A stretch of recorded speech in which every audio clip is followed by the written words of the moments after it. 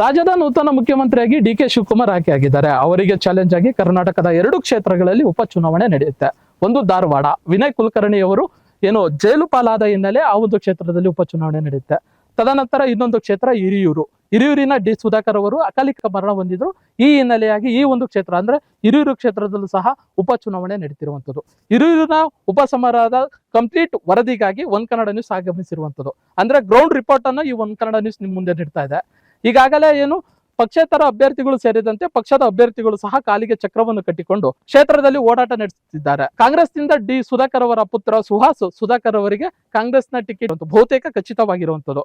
JDS ಮತ್ತು BJP ರಾಜ್ಯದಲ್ಲಿ ಮೈತ್ರಿ ಇರುವ ಹಿನ್ನೆಲೆ ಯಾವ ಪಕ್ಷದ ನಾಯಕರನ್ನು ಕಣಕ್ಕಿಳಿಸಿದ್ರೆ ಅನುಕೂಲ, ಯಾರಿಂದ ಪ್ಲಸ್ ಆಗುತ್ತೆ, ಯಾರಿಂದ ಮೈನಸ್ ಆಗುತ್ತೆ ಎಂಬುದನ್ನು ಸಹ ಈಗ ಹೈಕಮಾಂಡ್ ಚರ್ಚೆ ಮಾಡುತ್ತಿರುವಂತದ್ದು. ಅಂದ್ರೆ ಬಿಜೆಪಿ ಅಭ್ಯರ್ಥಿಯನ್ನು ನಿಲ್ಲಿಸಿ ಜೆಡಿಎಸ್ ನ ಬೆಂಬಲ ತಗೊಳ್ಕೊಳ್ಳೋದಾ, ಅಥವಾ ಜೆಡಿಎಸ್ ನ ಅಭ್ಯರ್ಥಿಯನ್ನು ನಿಲ್ಲಿಸಿಕೊಂಡು ಏನು ಬಿಜೆಪಿಯಿಂದ ಬೆಂಬಲ ತಗೊಳ್ಳೋದಾ, ಯಾರಿಂದ ನಮಗೆ ಪ್ಲಸ್ ಯಾರಿಂದ ಮೈನಸ್ ಎಂಬುದು ಸಹ ಈಗ ಹೈಕಮಾಂಡ್ ಚರ್ಚೆ ಮಾಡ್ತಿರುವಂತದ್ದು.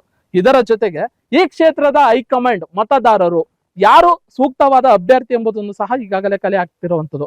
ಈ one Kannada news ground report ನಿಮ್ ಮುಂದೆ ನೀಡ್ತಾ ಇದೆ. ಡಿ. ಸುಧಾಕರ್ ಅವರು ಮಾಡಿದಂತ ಕಾರ್ಯಗಳೇನು, ಈ ಹಿಂದೆ ಇದ್ದಂತಹ ಸಮಸ್ಯೆಗಳನ್ನು ಸತತವಾಗಿ 3 ಬಾರಿ ಶಾಸಕರಾಗಿ ಸಚಿವರಾಗಿರುವಂತಹ ಡಿ. ಸುಧಾಕರ್ ಅವರು ಬಗೆಹರಿಸಿದ್ರ, ಇಲ್ಲಿನ ಜನ ಯಾರ ಕಡೆಗೆ ಒಲವನ್ನು ತೋರ್ತಾರೆ, ಅಂದ್ರೆ ಪಕ್ಷೇತರ ಅಭ್ಯರ್ಥಿನ, ಜೆಡಿಎಸ್ ಪಕ್ಷದ ಅಂದ್ರೆ NDA ಪಕ್ಷದ ಅಭ್ಯರ್ಥಿನ, ಅಥವಾ ಕಾಂಗ್ರೆಸ್ ಪಕ್ಷದ ಅನುಕಂಪದ ಅಲೆಯಿಂದ ಸುಹಾಸ್ ಸುಧಾಕರ್ ಅವರು ಗೆಲ್ತಾರ? ಜನ ಏನೆಲ್ಲ ಆಕಾಂಕ್ಷೆಗಳನ್ನು ಇಟ್ಕೊಂಡಿರಿ, ಈ ಒಂದು ಕ್ಷೇತ್ರ ಅಭಿವೃದ್ಧಿ ಆಗಿದೆನಾ ಇಲ್ವಾ, ಡಿ. ಸುಧಾಕರ್ ಅವರು ಎಷ್ಟು ಕಾರ್ಯಗಳನ್ನು ಮಾಡಿದ್ದಾರೆ, ಏನೆಲ್ಲ ಕೆಲಸಗಳನ್ನು ಮಾಡಿದ್ದಾರೆ, ಇನ್ನು ಏನೆಲ್ಲ ಕೆಲಸಗಳು ಮಾಡಬೇಕು, ಅಭಿವೃದ್ಧಿ ಆಗಿದೆನಾ ಇಲ್ಲನಾ, ಅಥವಾ ಇದರ ಬಗ್ಗೆ ಏನೆಲ್ಲ ಹೇಳ್ತಾರೆ? ಹಿರಿಯೂರಿನ ಕ್ಷೇತ್ರದ ಗ್ರೌಂಡ್ ರಿಪೋರ್ಟ್ ನಾವು ನಿಮ್ ಮುಂದೆ ನೀಡ್ತಾ ಇದೀವಿ. ಜನ ಏನ್ ಹೇಳ್ತಾರೆ ಕೇಳೋಣ ಬನ್ನಿ. ನಾವಿದ್ದೀವಿ ಹಿರಿಯೂರು ಕ್ಷೇತ್ರದ ಐಮಂಗಲ ಗ್ರಾಮದಲ್ಲಿ. ಇಲ್ಲಿನ ಜನ ಯಾವ ನಾಯಕರಿಗೆ ಮಣೆ ಹಾಕ್ತಾರೆ ಅವ್ರನ್ನೇ ಕೇಳೋಣ ಬನ್ನಿ. ಈಗ ಹಿರಿಯೂರು ಕ್ಷೇತ್ರದಲ್ಲಿ ಉಪಚುನಾವಣೆ ನಡೀತಿದೆ. ಯಾರು ಅಭ್ಯರ್ಥಿ ಆಗಬೇಕು, ಯಾರು ಸೂಕ್ತ ಅಭ್ಯರ್ಥಿ ಈ ಭಾಗಕ್ಕೆ ಅಂತ? ಸರ್ ಅಷ್ಟೊಂದು ಕರೆಕ್ಟಾಗಿ ಲೋಕಲ್ ಲೀಡ್ರ್ ಯಾರು ಕರೆಕ್ಟಾಗಿಲ್ಲ ಸರ್. ಅಂದರೆ ಕರೆಕ್ಟಾಗಿ ಅನ್ನೋಕ್ಕಿಂತ ಇಲ್ಲಿ ಯಾರು ಬೆಳೆದಿಲ್ಲ ಸರ್ ಇದುವರೆಗೂ. ಲೋಕಲ್ ಲೀಡ್ರ್ ಬಂದರೆ ಈ ಭಾಗಕ್ಕೆ ಒಳ್ಳೇದಾಗುತ್ತೆ ಅಂತ ನನ್ನ ಅಭಿಪ್ರಾಯ. ಯಾರು ಲೋಕಲ್ ಲೀಡ್ರ್ ಅಂದರೆ ಯಾರು ಆಗಬೇಕು ಈ ಭಾಗಕ್ಕೆ ಅಂತ? ಸರ್ ಓ ಟೈಮು JDS ಇಂದ 29,000 ಮತದಿಂದ ಬಂದಿದ್ರು ಸರ್, ಅವ್ರು ಬರ್ಬೋದು. ಇಲ್ಲ ಅಂದರೆ ಸಮ್ಮಿಶ್ರ ಸರ್ಕಾರ ಆಯ್ತಲ್ಲ, ಇಲ್ಲ ಕಾಂಗ್ರೆಸ್ಸಿಂದ ಯಾರಾದರೂ ಕೊಡ್ಬೋದು, ಹೇಳೋಕ್ಕಾಗಲ್ಲ. ಈಗ ಕಾಂಗ್ರೆಸ್ಸಿಂದ ಆಲ್ಮೋಸ್ಟ್ ಬಹುತೇಕ ಖಚಿತವಾಗಿರುವಂಥದ್ದು ಸುಹಾಸ್ ಸುಧಾಕರ್. ಅಂದರೆ ಡಿ. ಸುಧಾಕರ್ ಅವರು ನಿಧನ ಹೊಂದಿದ ಹಿನ್ನೆಲೆ ಅದೇ ಕುಟುಂಬಕ್ಕೆ ಅವರ ಮನೆಗೆ ಒಂದು ಟಿಕೆಟ್ ಸಿಗುವಂಥ ಚಾನ್ಸಸ್ ಇದೆ. ಇನ್ನು ಬಿಜೆಪಿ ಬಂದರೆ ಇಲ್ಲಿ ಬಿಜೆಪಿ ಮತ್ತು JDS ರಾಜ್ಯದಲ್ಲಿ ಮೈತ್ರಿ ಇದೆ. NDA ಪಕ್ಷ. ಪೂರ್ಣಿಮಾ ಶ್ರೀನಿವಾಸ್ ಅವರು ಕಳೆದ ಬಾರಿ ಏನು ಬಿಜೆಪಿಯಿಂದ ವಿನ್ ಆಗಿದ್ರು, ಈಗ ಅವರು ಕಾಂಗ್ರೆಸ್ ಅಲ್ಲಿದ್ದಾರೆ. ಬಿಜೆಪಿಯಿಂದ ಯಾರ್ಯಾರು ಆಕಾಂಕ್ಷಿಗಳಿದ್ದಾರೆ ಅಥವಾ JDSನಲ್ಲಿ ಯಾರ್ಯಾರು ಆಕಾಂಕ್ಷಿಗಳಿದ್ದಾರೆ, ಯಾರು ಈ ಕ್ಷೇತ್ರಕ್ಕೆ ಪ್ರಜಾಪ್ರತಿನಿಧಿ ಆಗಬೇಕು ಅಂತ ನಿಮ್ಮ ಅಭಿಪ್ರಾಯ? ಸರ್ ಯಾರೇ ಆದರೂ ಲೋಕಲ್ ಲೀಡ್ರ್ ಬಂದರೆ ಚೆನ್ನಾಗಿರುತ್ತೆ ಸರ್. ಯಾರೇ ಆಗಲಿ ಸರ್, ಈ ಕ್ಷೇತ್ರದಲ್ಲಿ ಲೋಕಲ್ ಲೀಡ್ರ್ ಆದರೆ ಡೆವಲಪ್ಮೆಂಟ್ ಮಾಡ್ತಾರೆ ಅನ್ನೋದೊಂದು ಅಭಿಪ್ರಾಯ ಸರ್.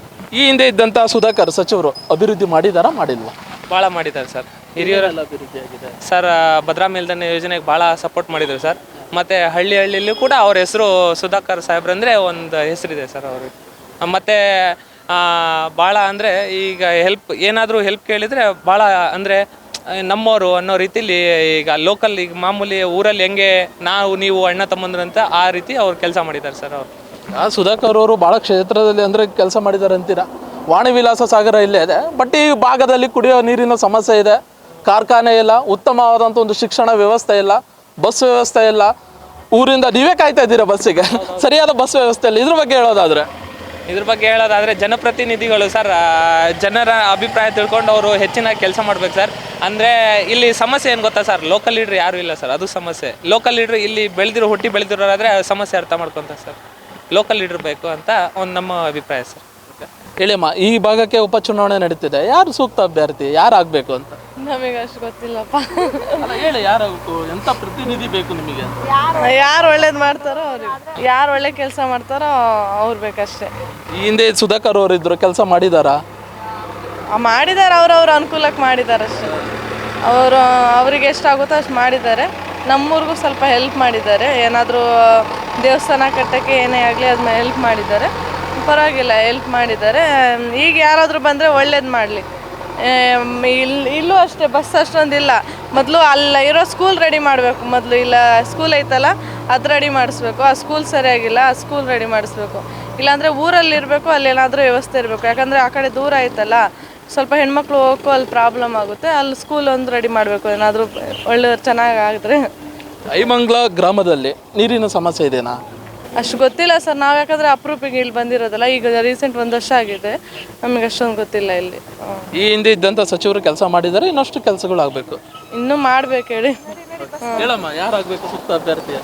ಯಾರು ಒಳ್ಳೆ ಕೆಲಸ ಮಾಡ್ತಾರೋ ಅವ್ರು ಆಗಲಿ ಬಿಡಿ. ಎಲ್ಲ ಸೌಲಭ್ಯಗಳು ಇದಾವ ಇಲ್ಲಿ?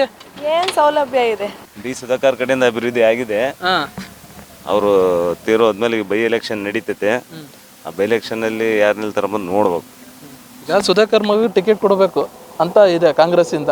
ಬಟ್ ಹೆಂಗೆ ಒಳ್ಳೆನಾ ಸುಧಾಕರ್ ಮಗ ಅಂದರೆ ಸುಹಾಸ್ ಸುಧಾಕರ್ ಅವರು ಒಳ್ಳೆ ಹೆಸರು ಮಾಡಿದ್ದಾರೆ, ಅಂದರೆ ಅವ್ರ ತಂದೆ ಹೆಸರು ಮಾಡಿದ್ದಾರೆ, ಇವರು ಅಭಿವೃದ್ಧಿ ಮಾಡ್ತಾರಾ ಅಥವಾ JDS BJP ಯಾರು ಅಭ್ಯರ್ಥಿ ಆಗಬೇಕು? JDS BJP ಅಭ್ಯರ್ಥಿ ಯಾರಂಬ ನಮಗೆ ಗೊತ್ತಿಲ್ಲ. ಡಿ ಸುಧಾಕರ್ ಯಾಕಂದ್ರೆ ಅನುಕಂಪದ ಆಧಾರದ ಮೇಲೆ ಕೊಟ್ಟರೆ ಒಳ್ಳೇದು. ಈಗ ಅನುಕಂಪದ ಆಧಾರದ ಮೇಲೆ ಕೊಟ್ಟರೆ ಕೆಲಸ ಮಾಡ್ತಾರಾ? ಮಾಡ್ತಾರೆ. ಹಿಂದೆ ಕೆಲಸ ಆಗೈತಾ ಈ ಭಾಗದಲ್ಲಿ? ಆಗಿದೆ ಅಲ್ಪ ಸ್ವಲ್ಪ. ಏನೇನಾಗೈತಣ್ಣ?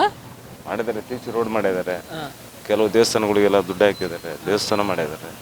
ದೇವಸ್ಥಾನ ಆಗ್ಯವಣ್ಣ, ಶಿಕ್ಷಣ ಸಂಸ್ಥೆ ಇಲ್ಲಂತೆ, ಒಂದು ಆಸ್ಪತ್ರೆ ಇಲ್ಲಂತೆ, ರೋಡ್ ಸರಿ ಇಲ್ಲಂತೆ, ವಾಣಿ ವಿಲಾಸ ಸಾಗರ್ ಇಲ್ಲೇ ಐತಿ ಮಗ್ಲಾಗೆ, ಕುಡಿಯೋ ನೀರಿನ ಸಮಸ್ಯೆ ಐತೆ ಅಂತ ಈ ಭಾಗದಾಗ. ಹೌದಾ? ಆ ತಾಲೂಕಿನ ನಮಗೆ ಗೊತ್ತಿಲ್ಲ. ಅಲ್ಲೇನೋ ಕುಡಿಯೋ ನೀರಿಂದಿಲ್ಲ ಮರಿ ಕಡಿಮೆಗೆ, ಇಲ್ಲಿ ಇರ್ಬೋದು ಅಷ್ಟೇ. ಎಲ್ಲ ಕ್ಷೇತ್ರ ಒಂದೇ ಅಲ್ಲ, ಕ್ಷೇತ್ರ ಸಮಸ್ಯೆ ಇದೆ ನೀರಿಂದ, ಬಗೆಹರಿದಿಲ್ಲ. ಏನೋ ಶುಗರ್ ಫ್ಯಾಕ್ಟ್ರಿ ಇತ್ತಂತೆ, ಓಪನ್ ಮಾಡ್ಬೇಕಂತ ಕನಸು ಭಾಳ ಜನ ಇತ್ತು. ಬಂದಾರೆಲ್ಲ ಬರೀ ಓಪನ್ ಮಾಡ್ತೀನಿ ಅಂದರು, ಒಬ್ಬರು ಓಪನ್ ಮಾಡಿಲ್ಲ ಅಂತ. ಯಾಕಣ್ಣ? ಅದೆಲ್ಲ ಗೊತ್ತಿಲ್ಲ, ಅದೆಲ್ಲ ದೊಡ್ಡ ವಿಚಾರ, ನಮಗೆ ಅದೇನು ಗೊತ್ತದು. ಮಾಡೋಕೆ ಆಗಿಲ್ಲ, ಮಾಡಿಲ್ಲ. ಓಕೆ, ಈ ಸಲ ಯಾರು ನೋಡಿ ಓಟ್ ಹಾಕ್ತೀರಾ? ಅಂದ್ರೆ ಏನು ಆಗಬೇಕು ಈ ಕ್ಷೇತ್ರಕ್ಕಂತ ನೋಡಿ ಹಾಕ್ತೀರಾ? ಒಟ್ಟು ಯಾವುದನ್ನು ಅಜೆಂಡವಾಗಿ ಇಟ್ಕೊಂತೀರಿ, ನಮ್ಗೆ ಇಂಥದ್ದು ಬೇಕು ಅಂತ ಏನಾರು ಇಟ್ಕೊಂಡು ಓಟ್ ಹಾಕ್ತೀರಾ? ಹೆಂಗೆ ಏನು? ಏನಿಲ್ಲ, ಈಗ ಜನ ತೀರ್ಮಾನ ತಗೊಳ್ತಾರೆ. ನಾವು ಒಬ್ರು ಇಬ್ರು ಹೇಳಿದ್ರೆ ಏನು ನಡೆಯಲ್ಲ, ಜನಗಳ ಮೇಲೆ ತೀರ್ಮಾನ ತಗೊಂತಾರೆ. ಕಾಂಗ್ರೆಸ್ ಗೆಲ್ಲುತ್ತಾಣ ಈ ಸಲ? ನೋಡ್ಬೇಕು.